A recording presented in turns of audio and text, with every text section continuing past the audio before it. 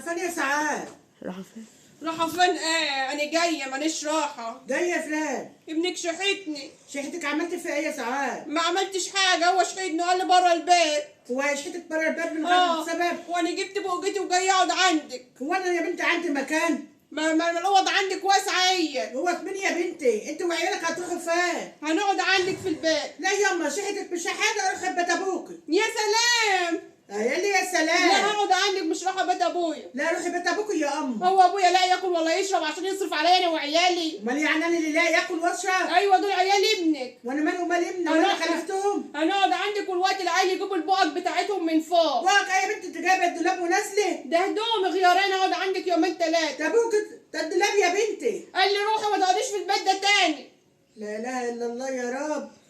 يعني ما كنتش انت تشيليني، مين هيشيلني؟ اروح اقعد ابوك في اشترك الشارع. ياما، ابوك اشترك. وانت تشتليني. لا انا ما اشتركش حاجه.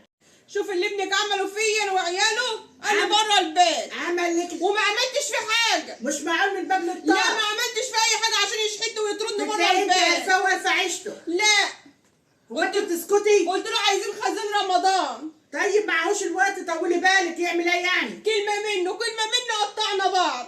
قطعت بعض وانسخبت البوكه وجاتي. قال له والله ما انت بايته فيها. روحي يابا بيت اختك. لا اقعد عندك. لا روحي لاختك لا لابوك. لا انت اولى بيا. لا انا مش اولى بك، لا لا اهلك اولادك. انت اولى بيا، انت وعيال ابنك اولى برضه. لا يما. هنروح فين؟ هنروح نقعد في الشارع؟ لا ابويا على قد ابويا غلبان. اقعدي مع اختك. لا لاقي اكل مراته ولا اخواتي. لا اله الا الله يا رب، انا ذنبي ايه يا بنتي؟ يعني يا ست اروح اقعد فين؟ ما تشيلنيش. خزين رمضان ما ايه؟ تشيلنيش يعني شهر شهرين سنه، ما تشيلنيش انا والعيال. سنة؟ اروح اقعد فين؟ سنة ايه يا بنتي اللي هتقعديه؟ قومي يا بنتي روحي بقعدي في بيت. يعني لا طيقانه ولا طيقه عيال ابنك ولا طيقانه في البيت ولا طايقه نفسي. انما ما انا قاعده لك فيها.